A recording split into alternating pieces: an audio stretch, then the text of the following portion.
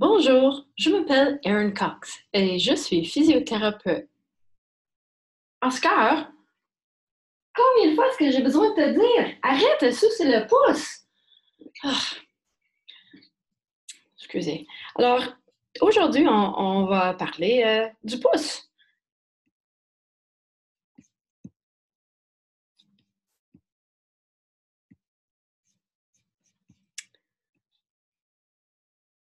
Alors, on va parler de l'anatomie et biomécanique de la main, mais aujourd'hui, on va se concentrer au niveau du pouce. Donc, la main, en général, fonctionnellement, la main se divise en articulations carpo-médicarpiennes, intermétacarpiennes, métacarpophalangienne et interphalangienne. L'articulation du pouce, c'est l'articulation, la première carpo-métacarpienne. Donc, juste un peu de vous orienter un peu. Est-ce que ceci est la face palmaire ou dorsale d'un doigt? Palmaire. Comment est-ce que vous saviez? Et d'abord, si on regarde la forme osseuse, la face palmaire de la métacarpe a une crête. Il y a plus de surface articulaire en face palmaire parce qu'on a besoin de plus de flexion pour faire la fermeture de la main. Et une rainure pour le fléchisseur profond. Voici la tête du premier métacarpe ici. On a la base du premier métacarpe. Et ici, c'est le trapèze. Puis je sais que c'est un pouce droit parce qu'ici, on a le tubercule du trapèze, c'est du côté latéral. Est-ce que ceci est la face palmaire ou dorsale? Dorsale. Comment est-ce que vous saviez? La surface osseuse est plus pleine et plus uniforme. Donc, si on regarde en position anatomique, ça c'est la main droite, donc palmaire, et ça c'est dorsale. Donc, on a le radius, l'ulna. Ici, c'est le trapèze avec le tubercule. Ici, c'est le scaphoïde, triquetrum. On a le trapézoïde, capitatum, amatum. Et là, on part de notre pouce aujourd'hui, qui est le trapèze, première métacarpe, phalange, puis distale phalange. Puis, peu importe si on regarde la face palmaire ou la face dorsale, le côté radial reste le même. C'est parce que c'est du côté du radius. On voit le styloïde du radius ici. Donc, le pouce, ça suit le côté latéral aussi. Donc, si nous faisons référence à la position anatomique, le côté radial est aussi le côté latéral. Donc, est-ce que le pouce est du côté radial ou ulnaire? Radial. Encore, si nous faisons référence toujours à la position anatomique, peu importe comment nous plaçons la main, le pouce est toujours du côté radial, donc il est toujours du côté latéral de la main. Encore, ça, c'est un pouce droit. Donc, comme j'ai dit, côté radial ou latéral, on a le tubercule du trapèze. Le côté ulnaire est ici. Les côtés radial et ulnaires du pouce restent les mêmes aussi. Donc, si je vais plus en distal, le trapèze, puis on a le premier métacarpe, on a le côté radial. Et ici, c'est le côté ulnaire. Mais n'oublie pas que la position fonctionnelle de la main, le pouce en position fonctionnelle est à peu près 60 degrés de la position anatomique. Donc, c'est une combinaison de abduction, un petit peu de flexion, puis un petit peu de rotation interne pour nous donner la position fonctionnelle de la main.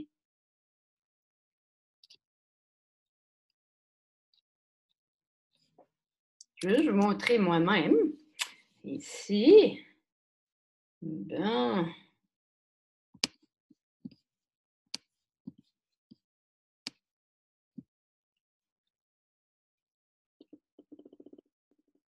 Donc, si je suis en position anatomique, comme ça, vous pouvez vous mettre debout.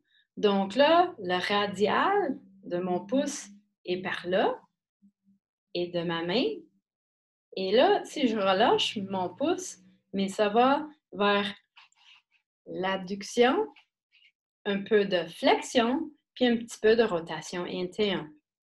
Mais je veux juste que vous notiez que si j'ai mon pouce ici, malgré la position vis-à-vis la main, on va regarder juste le pouce. Puis le pouce va inclure le trapèze, le premier métacarpe, puis les deux phalanges.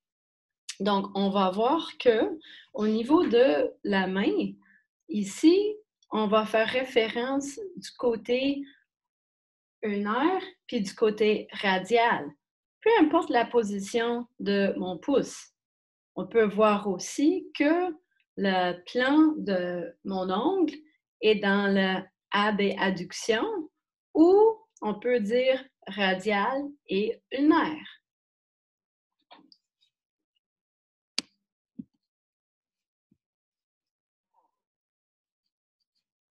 Bon, je vais juste me mettre de côté un peu et voilà.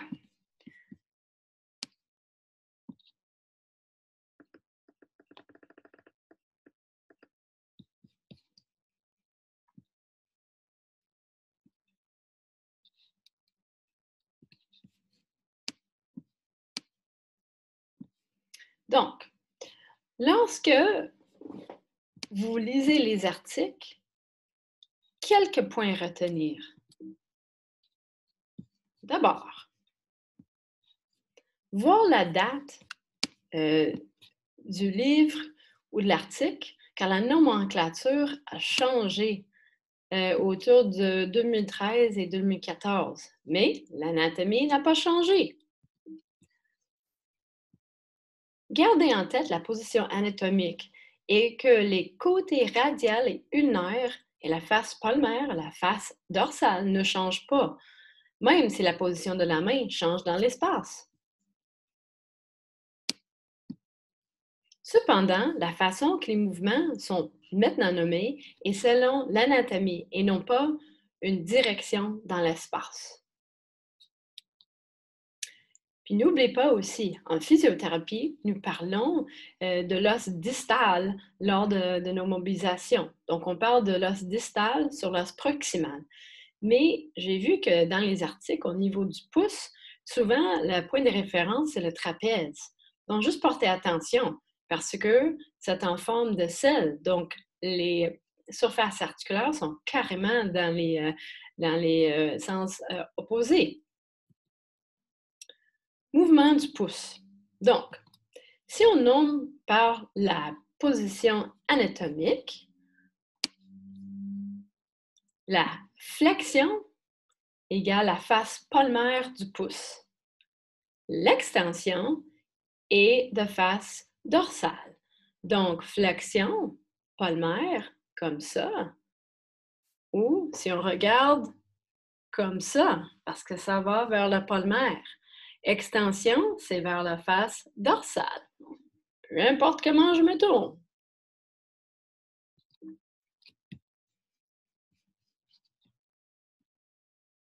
Adduction, comme j'ai dit tout à l'heure, abduction, c'est vers le côté radial. Donc, si je me place comme ça, radial. Si je me place comme ça, vers radial. Donc, aussi, on peut dire latéral. Puis, adduction, c'est vers le côté ulnaire de mon pouce.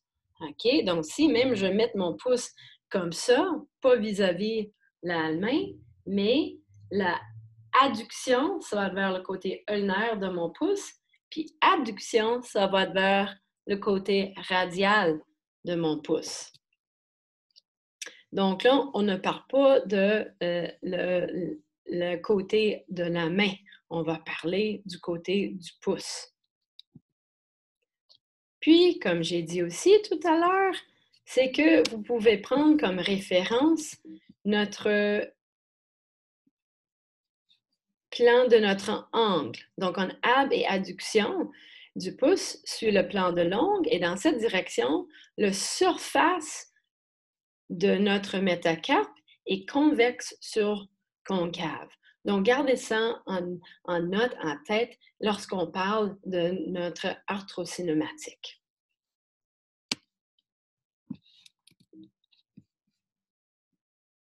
Donc, l'anatomie générale. Donc, concavité des os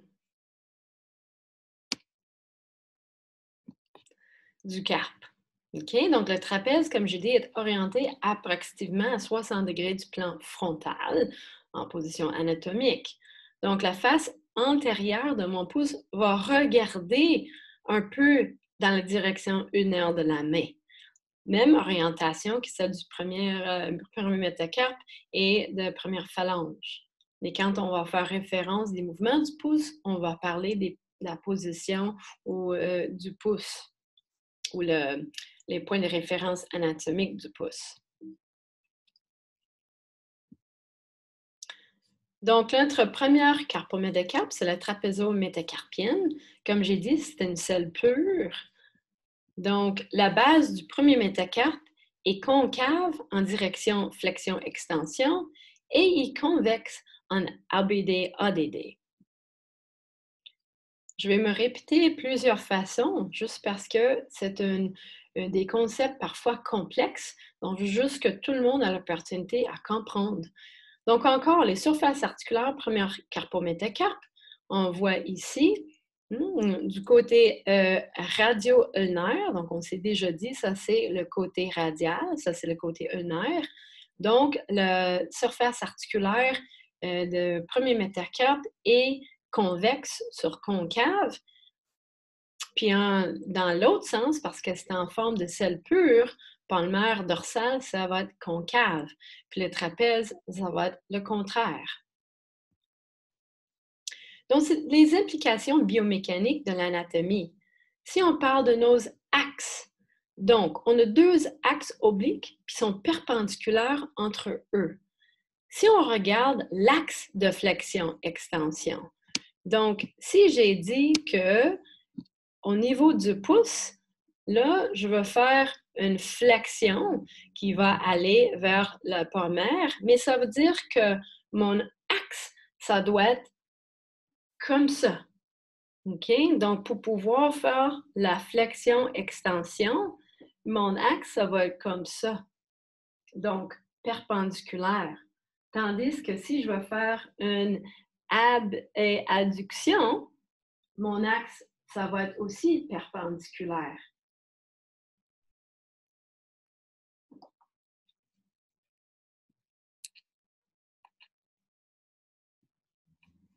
Donc, juste un peu au niveau de la nomenclature, juste pour faire une petite révision, puis on va faire ça au fur et à mesure des biomécaniques et les mobilisations. Donc, pour la première carpométacarpe, au niveau ostéocinématique, la flexion, ça va être en direction palmaire. Et parce que c'est concave sur convexe, on peut dire que le glissement, ça va aller dans la même direction. Donc, c'est un glissement palmaire. Aussi avec l'extension en direction dorsale, mais l'extension, parce que c'est concave sur convexe, ça va être un glissement dorsal. Différent que AB et adduction. Donc, ABD, ça va aller en direction radiale ou latérale, mais c'est convexe sur concave. Donc, mon glissement, ça va être en direction ulnaire ou médiale. Puis pour le ADD, adduction, l'ostéocinématique va être en direction ulnaire ou médiale, mais le glissement va se faire dans la direction opposée. Donc, le glissement, ça va être un glissement radial ou latéral. Merci.